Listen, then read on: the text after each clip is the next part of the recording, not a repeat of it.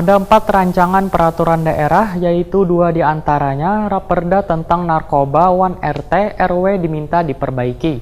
Permintaan perbaikan kedua Raperda yang sudah selesai dibahas pada tahun 2018 tersebut dari evaluasi bagian hukum pemerintah Provinsi Kalimantan Selatan. Adanya perbaikan perdanang ini agar peraturan itu kada tumpang tindih.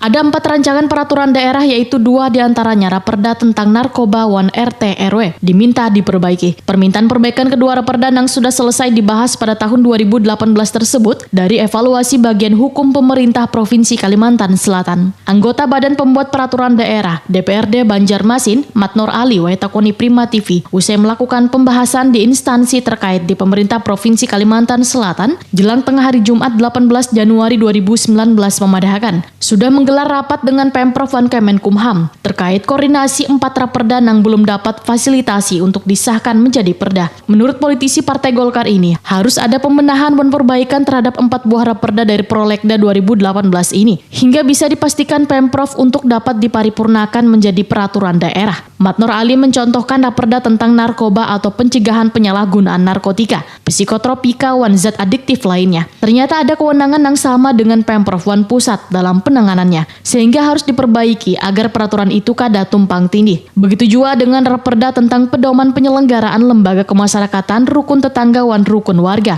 Karena adanya Permendagri baru, yaitu nomor 18 tahun 2018 yang ada memuat terkait RT RW ini, maka kada bisa dibuat dalam Raperda. Ketua Komisi 3 ini pun menegaskan bila perbaikan Raperda ini kada lagi dibuat panitia khusus, karena hanya sebagian kecilnya dari isi Raperda yang dibenahi.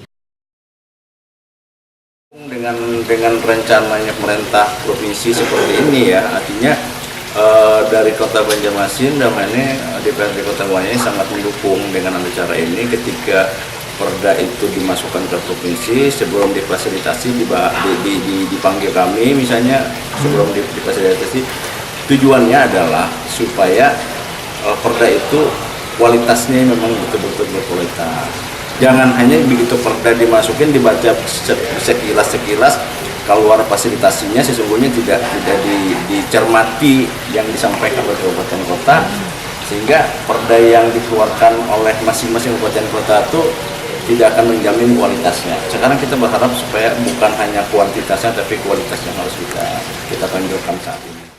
Matnor Ali menyatakan pemerintah provinsi dalam mengevaluasi seberatan Raperda yang diinisiatif Kabupaten wan Kota kada menolak seberatan Raperda yang diajukan karena Pemprov akan memfasilitasi semua Raperda untuk bisa disahkan menjadi perda.